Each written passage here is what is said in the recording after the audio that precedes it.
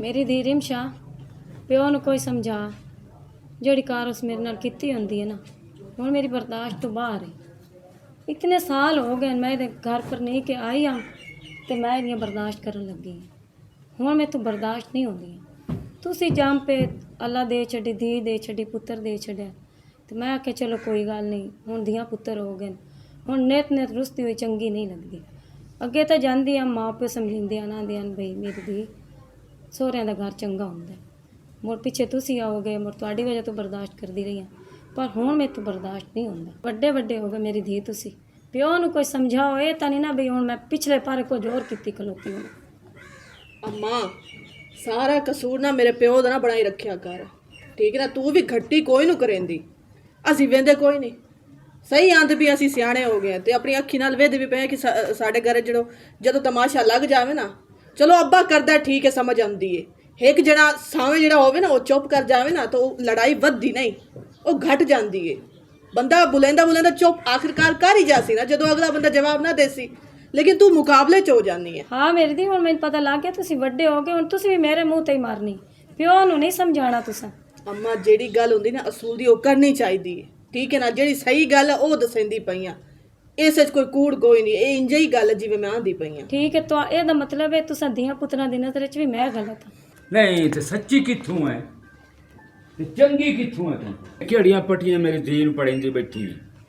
हैं और तू मैंने थोड़े दुख दिते हो सारी जिंदगी दुख ही तो दिते नहीं तो हुण औलाद ही मेरे मुखालफ करेंदी पई अब्बा बस करे ना ये हुण लड़ाई कोई नहीं बनावनी ओ बस तेनू पता है अम्मा बस खपदी रहिंदी है ते लड़ाई जेड़ी है ना ये असीं वधावनी कोई ना घर च फसाद बढ़न देवना हुण बस कर अब्बा नहीं ये जबान ना सीधी हुंदी काई नहीं इन जितने से मैं पावल ना समझाए ना इन्हू नहीं समझ आंदी वेंदी पई हुण अयो चांदी आम ना प्यो तेरा मैनू लितरा नाल गड़े हुण खुश हो गई है खुश हो जा हुण तू एक और करे ना उठी दा फोन चुल्ले तू ओ वड्डी सारी है मेरी थी मैं पे पका के ले लेसी तोड़े वास्ते गप्पल पकाऊंगा मैं नहीं खांदे तो ना मैं बेटी लोड़ का दफो पर मेरी थी उतोटी मैंने अच्छा बाप चाय मैंने आप पका दे गिरा आप थप के दिता कर इन चुल्ले तो बाणी नो देवना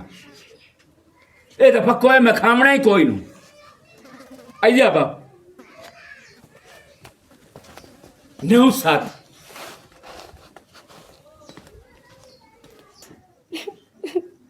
हल्के हो जावन सारे घर दे धंधे भी करनी है तो मोड़ भी आ रहे मरेंदा कुटेंदा है ओ भर जाइए ये हुण पे जसींदे हो रदाइयां ओए मैं तो सारा कुछ मुका के तो ਤੁਹਾਡੇ ਕੋਲ ਆਇਆ बैठा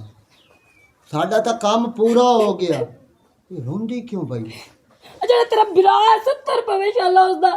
ਹੁਣ ਚੁੱਲ੍ਹੇ ਤੇ ਮਾਨ ਪਕਾਉਆ ਉਸਦੇ ਵਾਸਤੇ ਤੱਪੂ ਆਮ ਤੇ ਦੀ ਜਵਾਨ ਬੈਠੀ ਹੋਈ ਸਾਹਮਣੇ ਤੇ ਉਹਦੇ ਸਾਹਮਣੇ ਮੈਨੂੰ ਲਿੱਤਰਾ ਨਾਲ ਗੜੇ ਇਸੂ ਉਹ ਬਰਜਾਈ 20 ਦੇ ਸਾਰੇ ਸ਼ਾਦੀ ਨੂੰ ਰਹਿ ਗਏ ਹੁਣ ਰੋਣ ਧੋਣ ਤਰਾਣ ਦਿਓ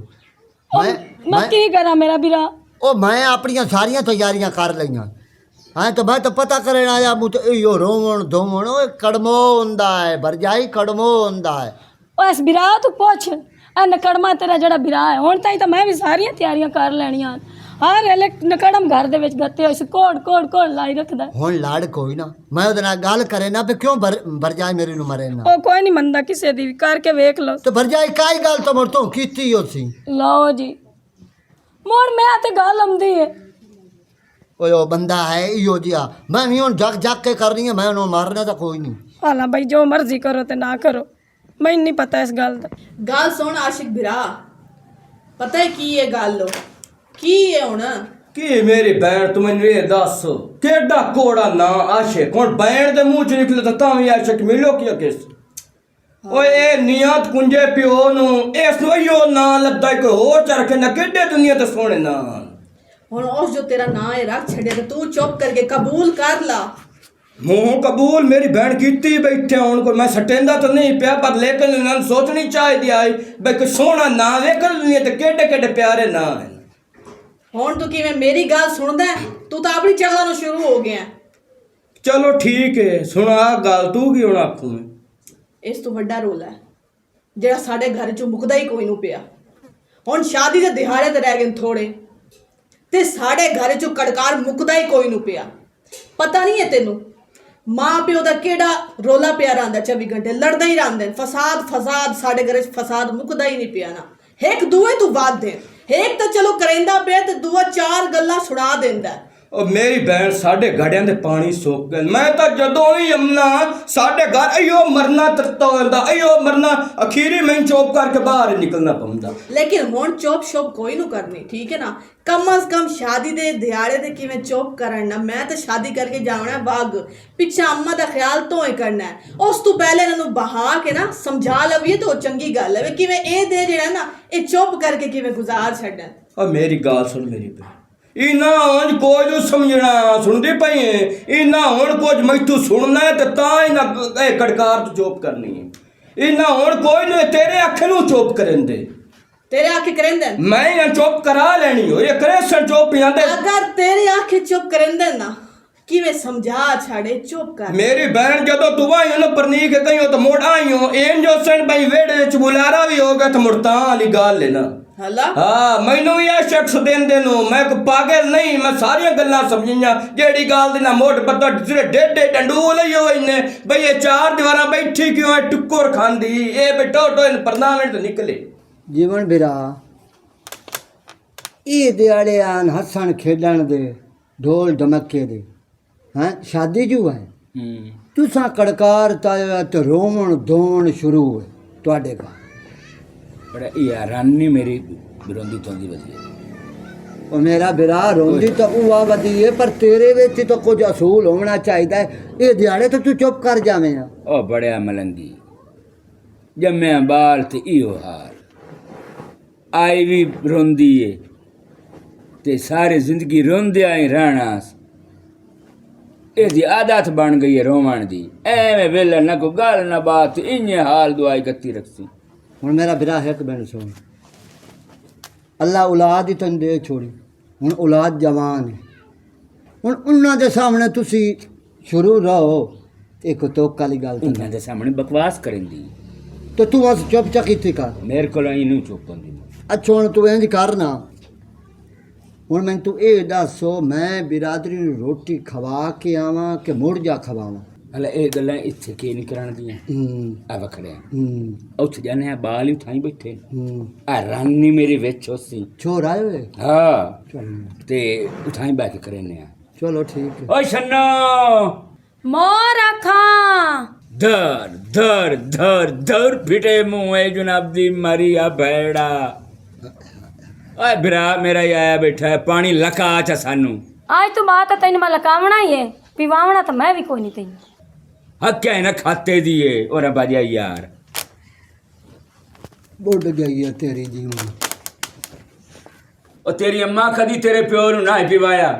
सारी जिंदगी वो लकैंदी उस गरीब नू रही है। सलाह उस गरीब की जिंदगी आई फिटे मुंह आई अब बस चकार छोड़े नहीं यार अब बस चकार अब बस भी चकार लेना तई भाई आगा ठुरे आगा आगा ठुरे आगा तमाशा बनाए।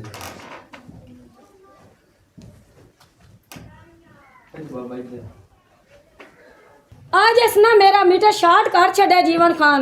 इस मेरी अम्मी ते अब्बे दा नां किवें लिया ए हुन मेरी अम्मी ते अब्बा विच किवें जीवन खान आ गए ने मैनूं दस लो तू गल। हाँ तू दस ना भला भाजा बड़े खाका हो जांदा है मलंगे लग जांदे तमाशा तैनूं भी बिरा दा लगे पता दा नाम माना चुप कर ये तेरा बिरा के की है भला साडी वास्ते ता है ओ तेरा ही दानन हया कोई तू मरा ते बखिया के बै धी जवान तेरे कोल खलोती तेरा पुत्र जवान तेरे कोल केडी वेदांती है। वेदांती मैं नहीं वेदांता तेरा बिरा वेदांता तू वेदांता तेरे ए मेरे धिया पुत्रा दे सामने ओ हया कर कुछ बे आया मेरी जवान आई तो देख ना हल्का देख ला मैं वेंदी हम दिया सारी जिंदगी तू तैनू मैं तू बस चकार दो लगी हुई है प्यो हल्का होया खला रख दिलो गाल कार मोड़ पोत्र हाथ चाहे तो मोड़ प्यो दा हया नहीं ना जीवन वास्ता मान जोड़ी तारीख है ना उस तो पहले आधी मैंने भरना के दे वे ए धी मैं तैनू कहां नहीं परना के देवनी भूल जा बस सही भोर भी तोन वेदांतियां को नहीं देवनी जेड़ी कर तो मेरे नाल कराई ना बिरा दे कोलू ए ठोड़ते चढ़ ते तू दफा हो जा कोई नहीं मैं साग देवना तो हो राजी है ਹੁਣ ਠੀਕ ਹੋ ਗਿਆ ਬਿਰਾਦਰੀ ਬੂਹੇ ਤੇ ਆਓ ਜਵਾਬ ਓਏ ਹੁਣ ਕਈ ਆਸ਼ਕ ਦੀ ਸੁਣ ਲਓ ਉਹ ਤੇਰੀ ਭੈਣ ਦਾ ਆਸ਼ਕ ਵੇਖਾਂ ਕਿ ਤੇਰੀ ਮਾਂ ਦਾ ਆਸ਼ਕ ਕਿਹੜੇ ਆਸ਼ਕ ਦੀ ਗੱਲ ਸੁਣ ਆ ਮੇਰੀ ਸੁਣ ਗੱਲ ਸੁੱਕੀ ਹੋਈ ਬਾਂਦਰੀ ਹੱਟੀ ਬੀ ਦੀ ਕੁੱਤੇ ਗੱਲ ਸੁਣ ਮੇਰੀ ਬਿਰਾ ਮੇਰੇ ਨੂੰ ਬਿਰਾ ਤੇਰੇ ਨੂੰ ਪਤਾ ਕੋਈ ਨਹੀਂ ਪਤਾ ਨਾ ਮਸ਼ਹੂਰ ਹੈ ਆਸ਼ਕ ਉਹ ਨੇ ਜੇ ਮੁਗਲਤਾ ਲਗਾ ਰਿਸ਼ਤਾ ਵੀ ਲੈਂਦਾ ਪਤਾ ਨਾ ਦਾ ਹੀ ਕੋਈ ਤੇ ਤੋ ਕੁੱਤੇ ਦਾ ਨਾਮ ਮੈਂ ਆਸ਼ਕੂ ਰੱਖਿਆ ਆਸ਼ਕੂ ਓਏ ਇੱਕ ਮਿੰਟ ਮੈਨੂੰ ਗੱਲ ਦੱਸ ਤੇ ਦਾ ਆਸ਼ਕ ਹੈ ਲੇਖ ਦੀ ਲਾਣੇ ਦੇ ਤੋਂ ਆਸ਼ਕ ਤੇ ਹੁਣ ਮੈਂ ਤੈਨੂੰ ਕੀ ਆਖਾਂ بتائیں میں تو بہت ہاتھ نہیں اٹھا سکتا تھے وہ کہیں اولاد سوغات جائیے یہ کا چور چنگی ہے او میرے جھولی چ پاؤ میں گھر لے جاواں کیڑے شے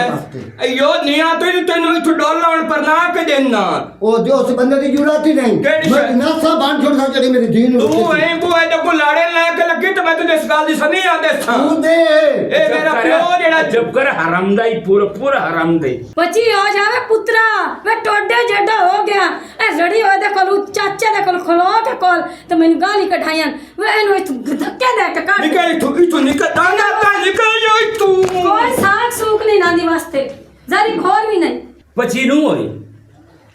شرم تے کوئی نو آیا